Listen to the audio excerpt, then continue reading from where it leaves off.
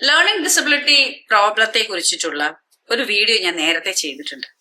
അതിൽ എന്തുകൊണ്ടാണ് കുട്ടികളിൽ ലേണിംഗ് ഡിസബിലിറ്റി സംഭവിക്കുന്നത്, അതിന്റെ എന്തെല്ലാം കാരണങ്ങളാണ് ഡിസ്ലെക്ഷ്യ പോലെയുള്ള കാരണങ്ങൾ സംഭവിക്കപ്പെടുമ്പോൾ ഉണ്ടാകുന്നത്, കുട്ടികൾ പഠന വൈകല്യം എന്ന് പറഞ്ഞ് നമ്മൾ വെക്കുന്ന കാരണം.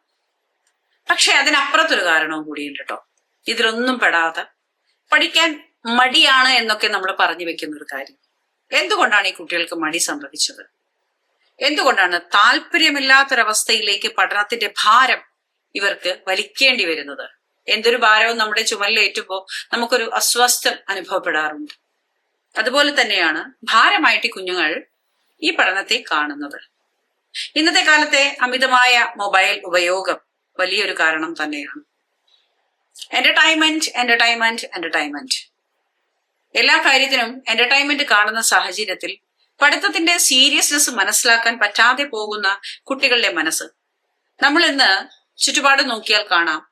ഒരു 2 വയസ്സുകാർ കുട്ടികൾ മുതൽ ആഹാരം കഴിക്കുമ്പോൾ അല്ലെങ്കിൽ അവരുടെ ശാഠ്യങ്ങളെ മാറ്റി നിർത്താൻ വേണ്ടിയിട്ട് മൊബൈലിൽ കാണുന്ന ചെറിയ ചെറിയ കാർട്ടൂൺ ഗ്രാഫിക്സ് തുടങ്ങി സ്ക്രീൻ ടൈം അധികം എടുക്കുന്ന, അവർ ചെയ്യുന്ന പ്രവൃത്തിയിൽ ശ്രദ്ധയില്ലാതെ, ഇപ്പൊ ആഹാരം കഴിക്കുകയാണെങ്കിൽ അതിൽ ശ്രദ്ധയില്ല.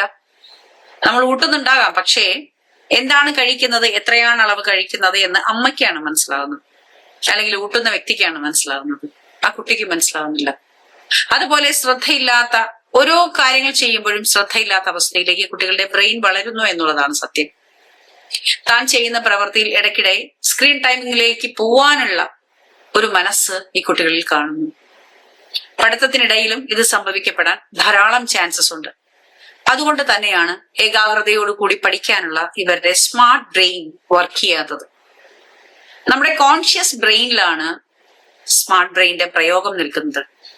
കോൺഷ്യസ് ആയിട്ടിരിക്കുക, നമ്മൾ ഇരിക്കുന്നിടത്ത് സ്വസ്ഥമായി എന്താണ് ചെയ്യുന്ന പ്രവൃത്തി എന്നുള്ളതിനെ മനസ്സിലാക്കി പ്രാവർത്തികമാക്കി കൊണ്ടുപോകാൻ സാധിച്ചാൽ ഈ പറയുന്ന മടിയും ഈ പറയുന്ന പഠനത്തിലെ ബുദ്ധിമുട്ടുകളും കുട്ടികൾക്ക് മാറ്റിയെടുക്കാൻ സാധിക്കും.